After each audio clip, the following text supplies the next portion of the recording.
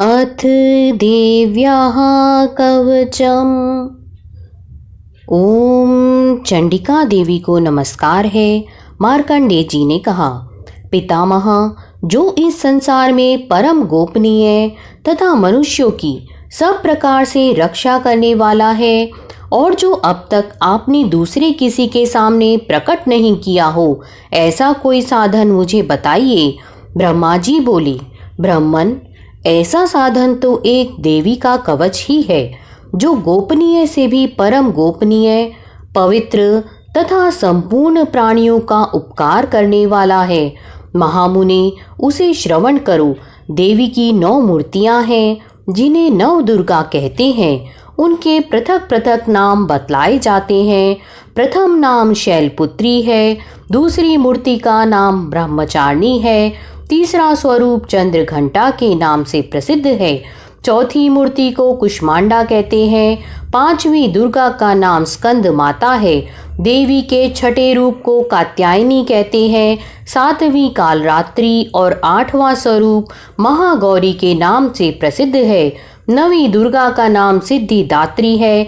ये सब नाम सर्वज्ञ महात्मा वेद भगवान के द्वारा ही प्रतिपादित हुए हैं। जो मनुष्य अग्नि में जल रहा हो, रणभूमि में शत्रुओं से घिर गया हो, विषम संकट में फंस गया हो तथा इस प्रकार भय से आतुर होकर जो भगवती दुर्गा की शरण में प्राप्त हुए हो, उनका कभी कोई अमंगल नहीं होता।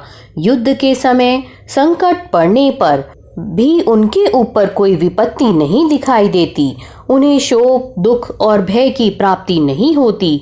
जिन्होंने भक्ति पूर्वक देवी का स्मरण किया है, उनका निश्चय ही अभ्युदय होता है।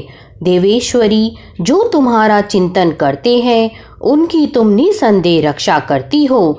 चामुंडा देवी प्रेत पर आरूढ़ होती है, वाराही भैंसे पर सवार होती है, ऐन्द्री का वाहन ऐरावत हाथी है, वैष्णवी देवी गरुड़ पर ही आसन जमाती है, माहेश्वरी वृषभ पर आरूढ़ होती है, कौमारी का वाहन मयूर है, भगवान विष्णु की प्रियतमा लक्ष्मी देवी कमल के आसन पर विराजमान है और हाथों में कमल धारण किए हुए हैं। वृषभ पर आरूढ़ ईश्वरी देवी ने श्वेत रूप धारण कर रखा है।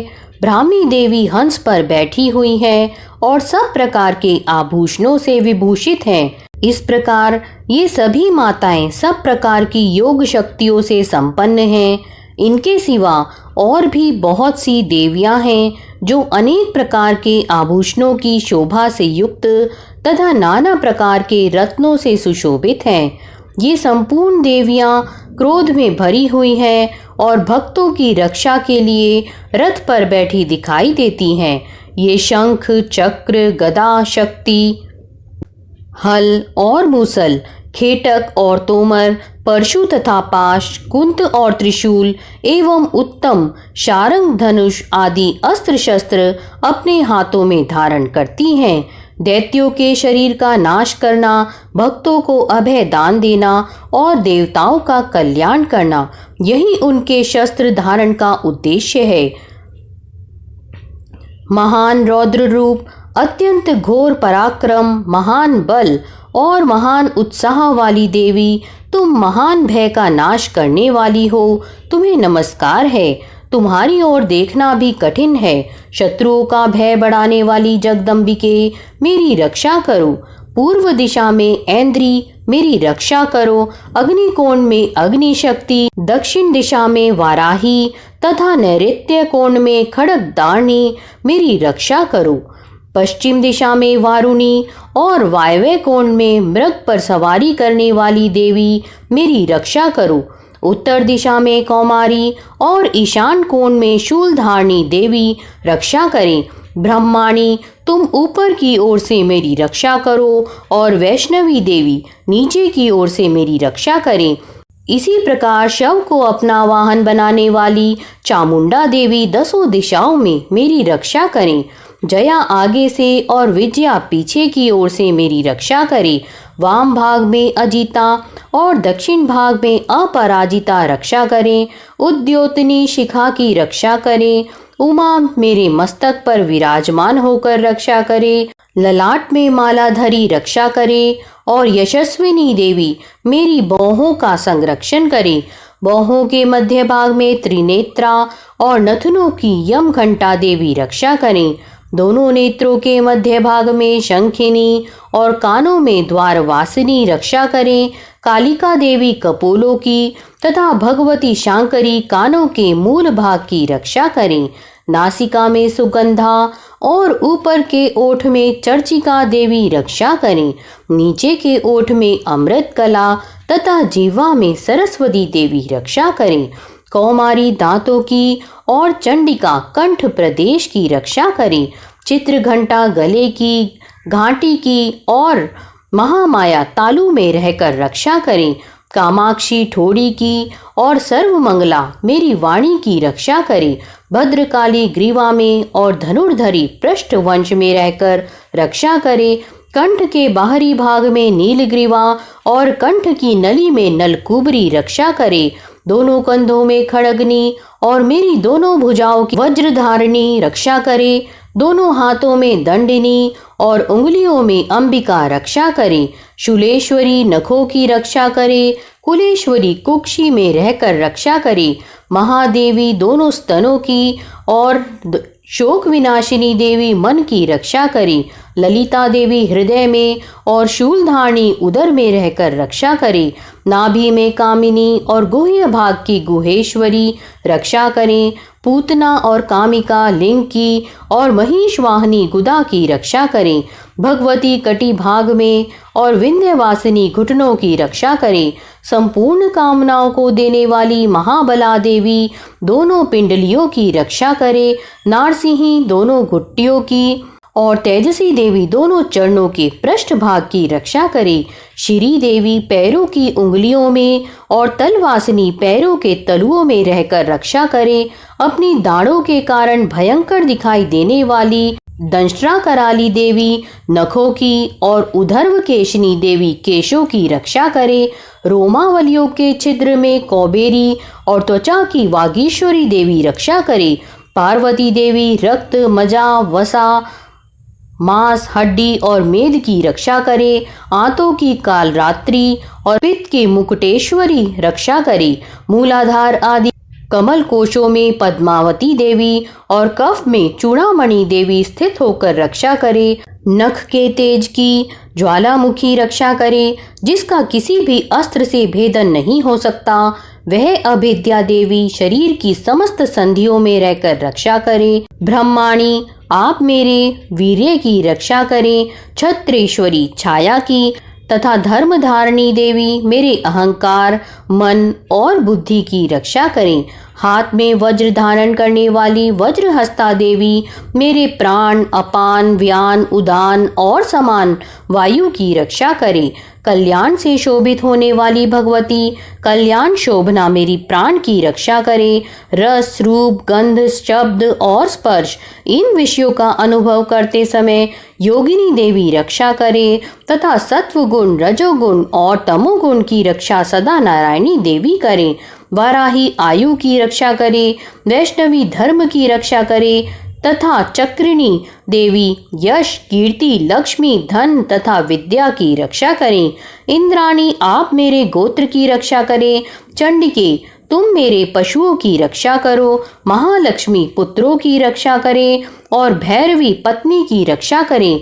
मेरे पथ की सुपथा तथा मार्ग की क्षेमकरी रक्षा करें। राजा के दरबार में महालक्ष्मी रक्षा करे तथा सब ओर व्याप्त रहने वाली विद्या देवी संपूर्ण भयों से मेरी रक्षा करें। देवी जो स्थान कवच में नहीं कहा गया है अतएव रक्षा से रहित है, वह सब तुम्हारे द्वारा सुरक्षित हो, क्योंकि तुम विजयशालिनी और पाप नाशिनी हो।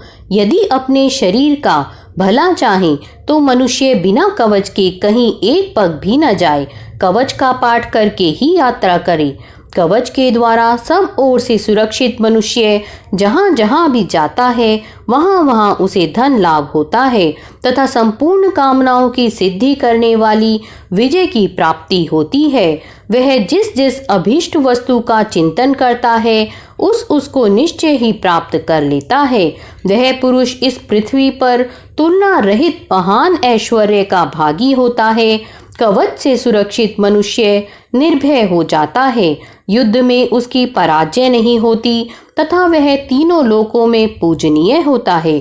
देवी का यह कवच देवताओं के लिए भी दुर्लभ है। जो प्रतिदिन नियम पूर्वक तीनों संध्याओं के समय श्रद्धा के साथ इसका पाठ करता है उसे दैवी कला प्राप्त होती है तथा वह तीनों लोकों में कहीं भी पराजित नहीं होता। इतना ही नहीं, वह अपमृत्यु से रहित हो 100 से भी अधिक वर्षों तक जीवित रहता है।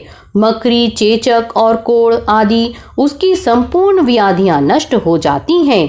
कनेर, भांग, अफीम, धतूरे आदि का स्थावर विष, सांप और बिच्छू आदि के काटने से चढ़ा हुआ जंगम विष तथा अहीफेन और तेल के संयोग आदि से बनने वाला कृत्रिम विष, ये सभी प्रकार के विष दूर हो जाते हैं, उनका कोई असर नहीं होता। इस पृथ्वी पर मारण, मोहन आदि जितने आभिचारिक प्रयोग होते हैं तथा इस प्रकार के जितने मंत्र यंत्र होते हैं वे सब इस कवच को हृदय में धारण कर लेने पर उस मनुष्य को देखते ही नष्ट हो जाते हैं।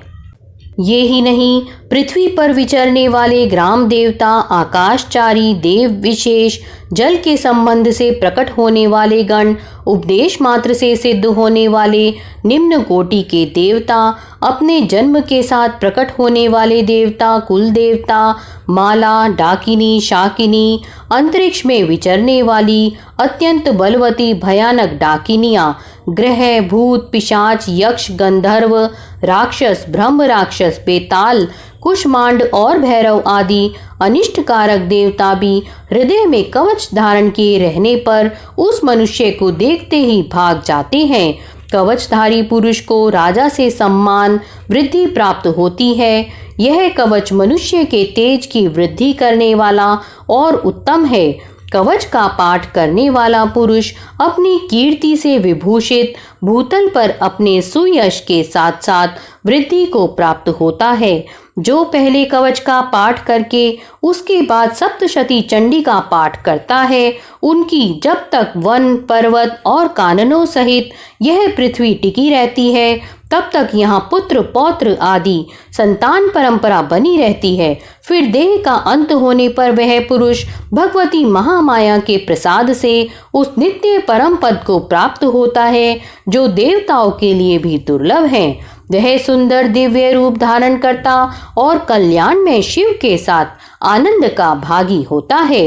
इति देव्याः कवचम संपूर्णम।